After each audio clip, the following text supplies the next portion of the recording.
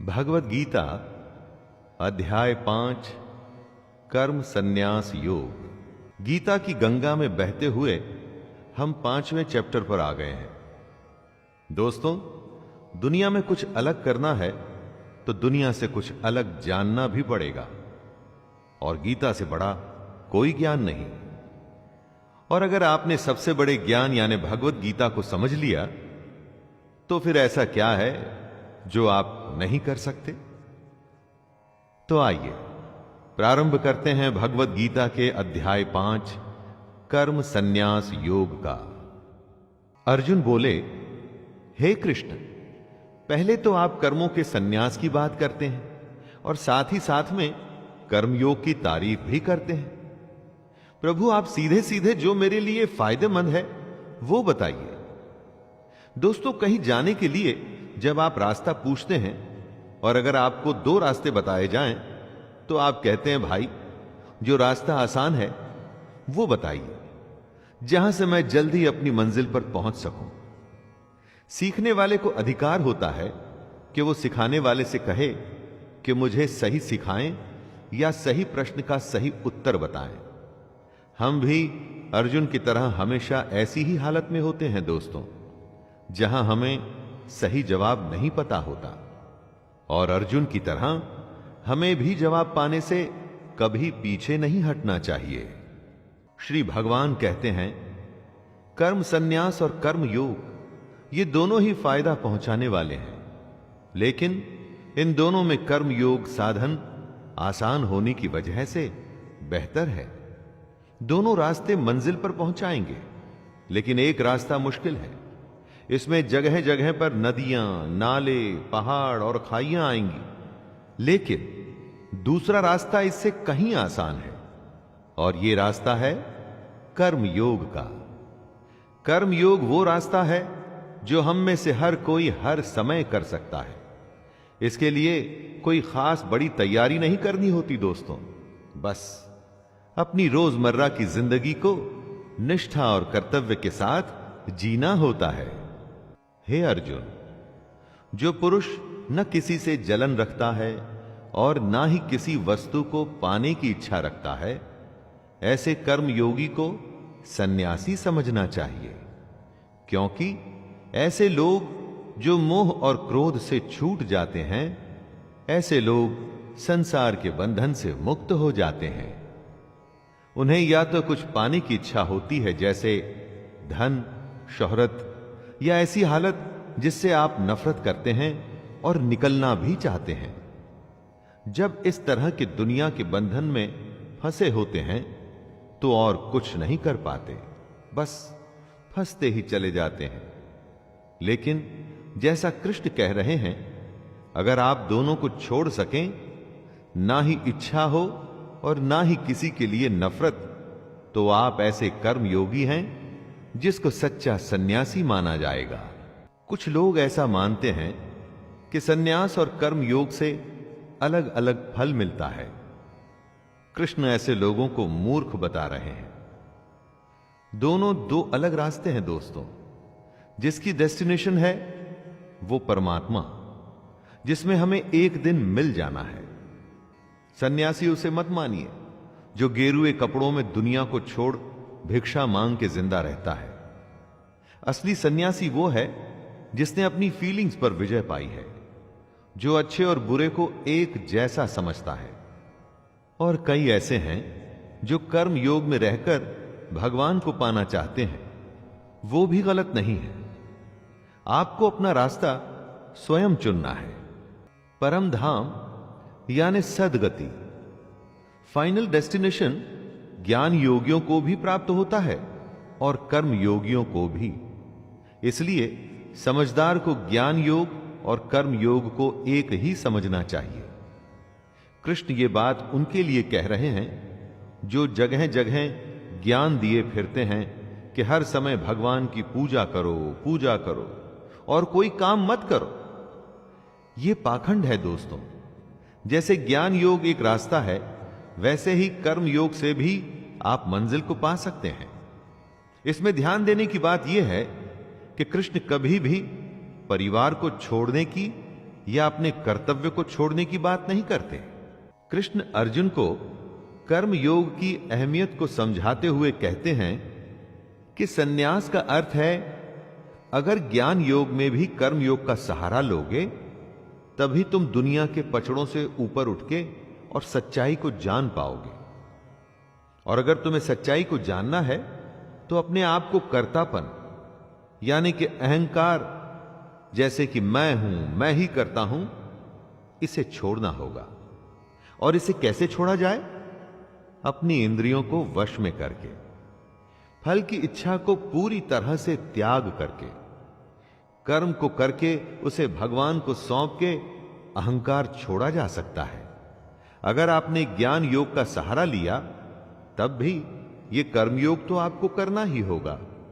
तो फिर सीधे कर्मयोग ही क्यों न किया जाए? यदि नदी के पानी को आप चाहे घड़े में भर लें, वो रहेगा तो पानी ही।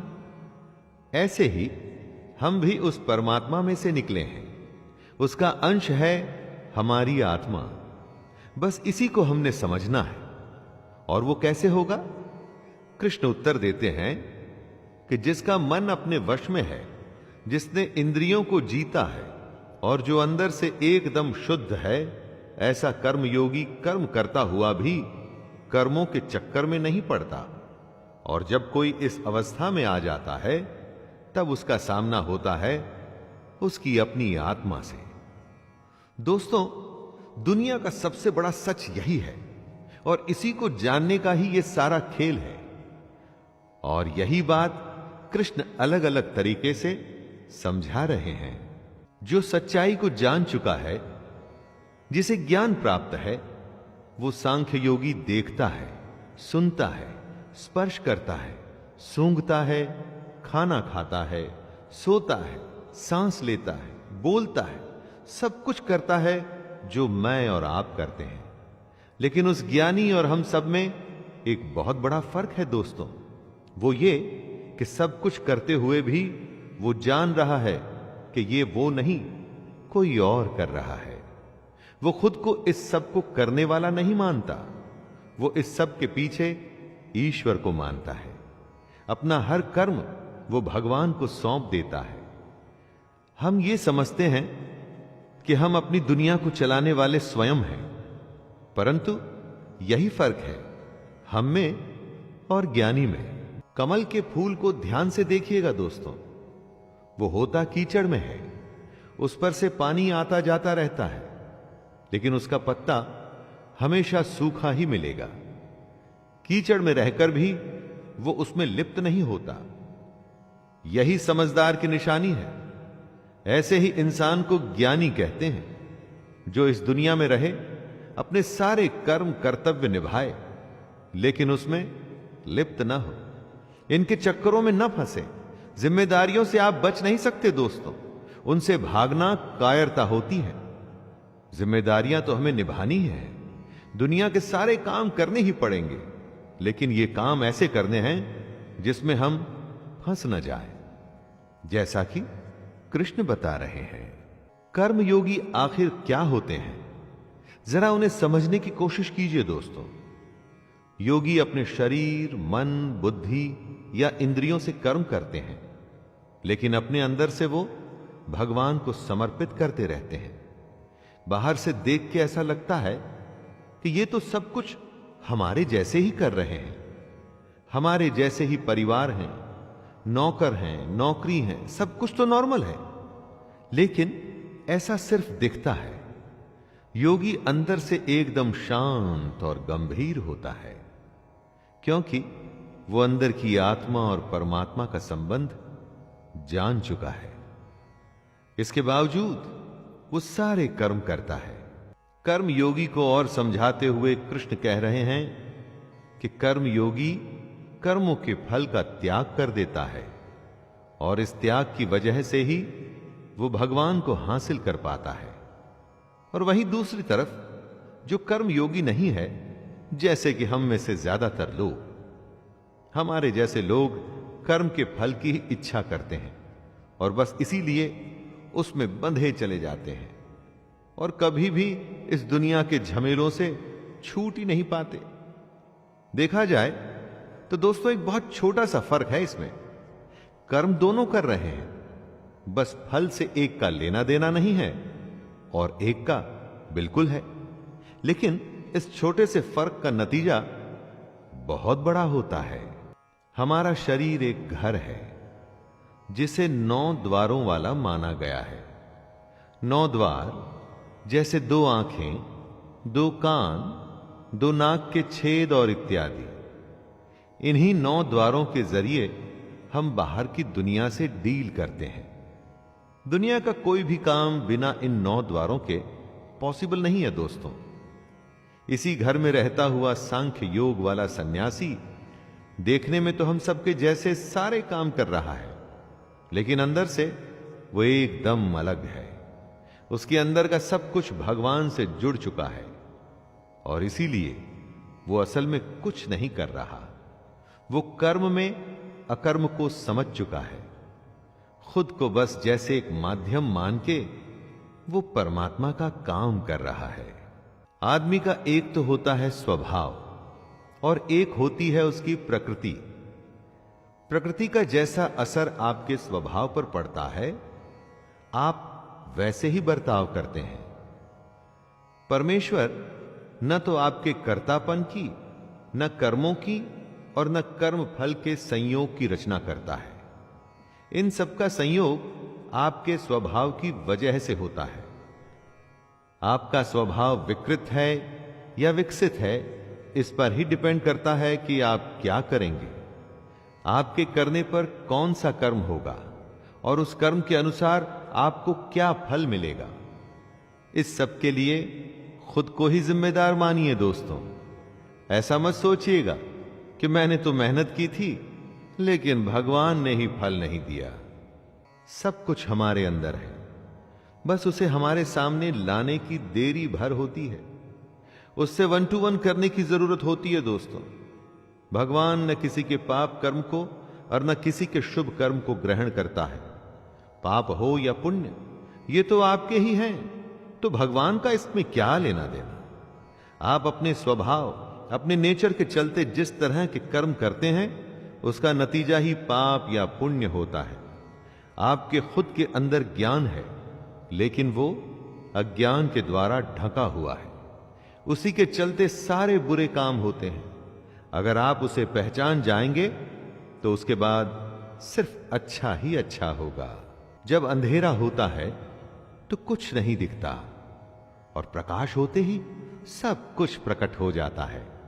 इसी तरह हमारे अंदर के अज्ञान के साथ भी होता है। जैसे ही हमें परमात्मा की सच्चाई समझ में आती है, जैसे ही हम ये समझते हैं कि हमारे अंदर की आत्मा उसी परमात्मा का एक अंश है, वैसे ही एकदम से उजाला होता है। यह उजाला एक नए सूरज के उदय के समान ही होता है।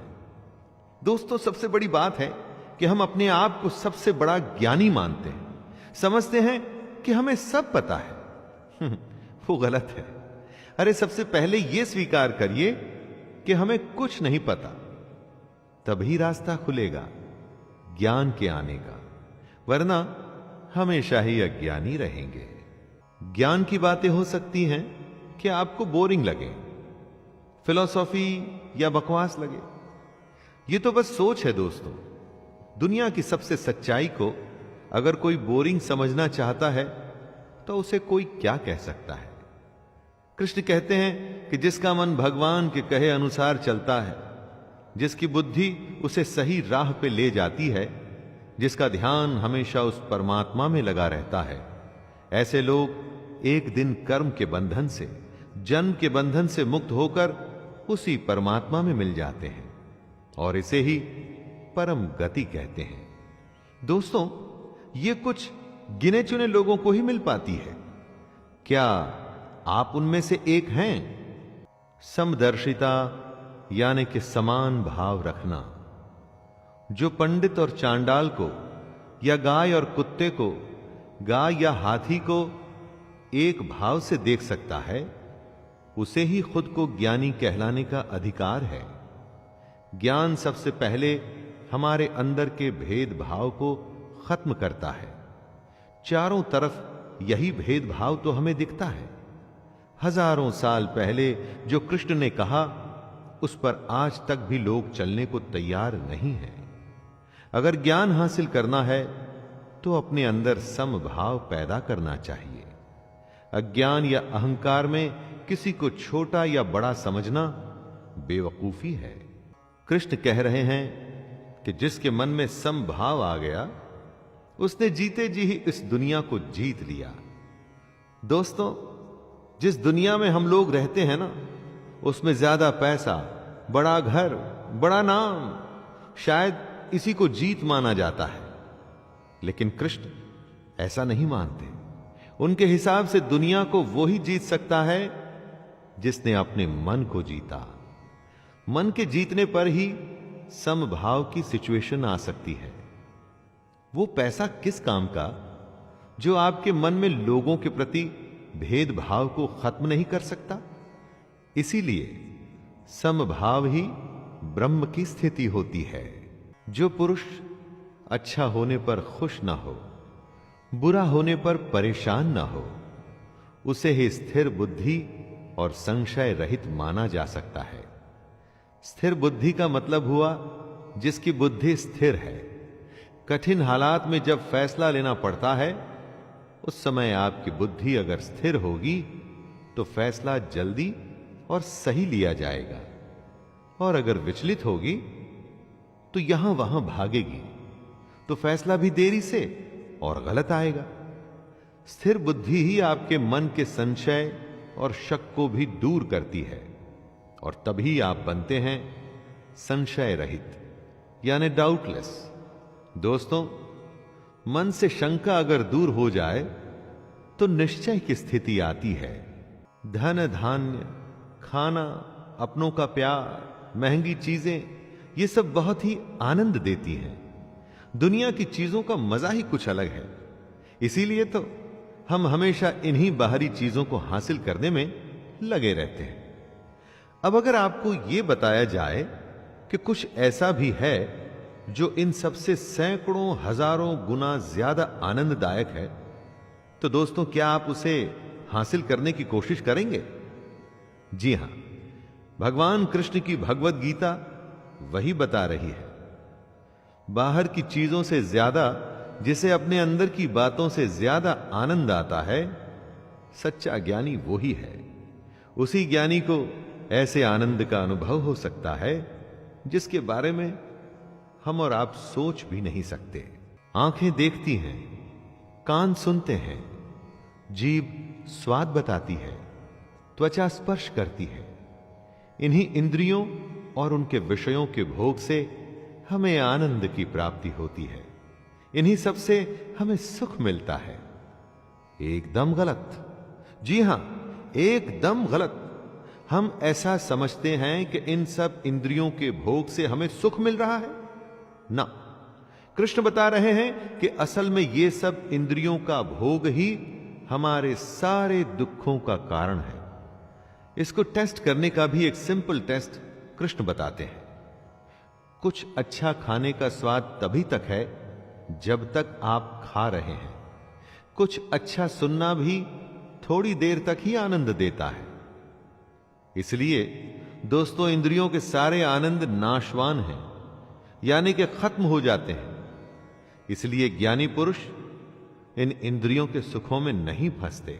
हम में से जो भी मरने से पहले, इस शरीर के नाश होने से पहले ही अपने काम क्रोध को नियंत्रण में रखने में समर्थ हो जाता है, वही पुरुष योगी है और वही सुखी भी है।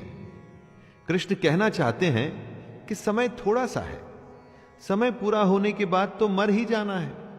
उसके बाद फिर कोई दूसरी योनि मिलेगी, शायद कुत्ते की, पक्षी की, गधे की, घोड़े की, किसको पता। तो मरने से पहले ही अगर अपने मन पर विजय पा लोगे, अपने काम क्रोध से पैदा होने वाले भावों को संभाल लोगे, तो तुम्हारा भला हो जाएगा। वरना जन्म और मृत्यु का चक्कर लगा ही रहेगा, लगा ही रहेगा।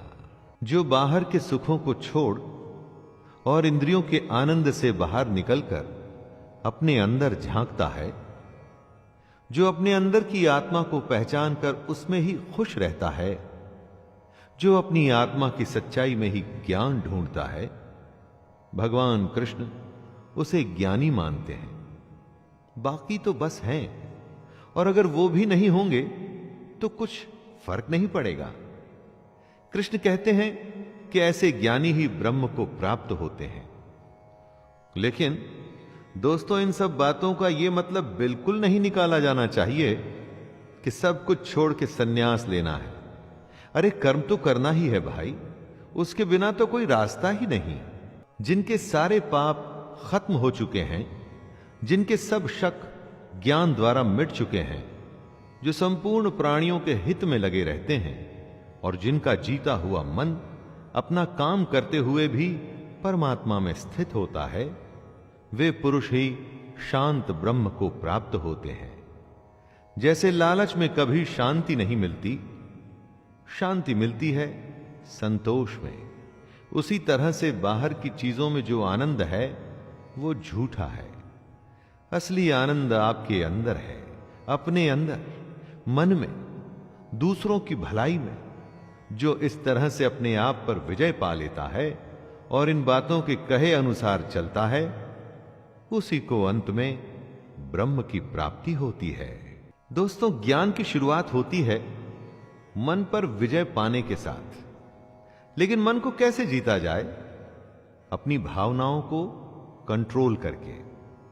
जब भी आप बेहद ज्यादा गुस्सा होते हैं तो आपको पता लगता है, बहुत ज्यादा प्यार में होते हैं तो भी पता लगता है। बस इसी अति को रोकना है। यही वो भावनाएं हैं जिनको नियंत्रण में लाना है। काम क्रोध पर तभी विजय पा पाएंगे जब मन में प्रण करेंगे कि विजय पानी ही है। सोचेंगे ही नहीं तो कभी कुछ होगा ही नहीं दोस्तों। और जिस दिन ऐसा हो गया तो सोच लीजिए, आपके अज्ञान पर से पर्दा हट रहा है और आप ब्रह्म के पास हो रहे हैं। दुनियादारी को भूल, बाहर के विषय भोगों को छोड़ के, आंखों की दृष्टि को माथे के बीच में स्थित करके अपनी सांस पर ध्यान दीजिए। इसे ही प्राणायाम कहते हैं। यह एक माध्यम है ध्यान में जाने का, अपनी इंद्रियों को वश में करने का। जिंदा रहने के लिए अपने आप सांसें तो सबकी चलती हैं, अपनों को औरों से अलग करिए दोस्तों। अपनी आती और जाती हुई सांसों को नियंत्रण में करिए। तभी आप अपनी इंद्रियों, मन और बुद्धि को जीत पाएंगे। तभी आप इच्छा, भय और क्रोध से छूट पाएंगे और इसी से ही आपको मुक्ति मिलेगी। अपने कहे पर चलने वाले को कृष्ण अपना भक्त मानते हैं, जो उन्हें बहुत प्रिय है। वो कहते हैं कि जो यज्ञ करता है और सैक्रिफाइस करके मेरे कहे पर चलता है, अपने कर्तव्यों का सच्चे मन से पालन करता है, वो एक दिन मुझे ही प्राप्त होता है और मैं उसे प्राप्त होता हूं। दोस्तों, कृष्ण को आप भगवान भी मान सकते हैं या उन्हें आप शांति भी मान सकते हैं। उनके कहे पर चलने में हो सकता है आपको भगवान मिले या हो सकता है आपको शांति मिले, और इन दोनों अवस्थाओं में कोई फर्क नहीं है। जिस दिन भगवान की सच्चाई मिल जाती है, उससे बड़ी शांति और कोई हो ही नहीं सकती। तो दोस्तों, ये था अध्याय 5। इसमें कृष्ण ने अर्जुन की दुविधा को दूर करते हुए बताया कि सन्यास योग और कर्म योग दोनों ही रास्ते भगवान की ओर ले जाते हैं, लेकिन कर्म योग कुछ विशेष है। इस दुनिया और उस दुनिया के बीच की कड़ी है ये भगवत गीता।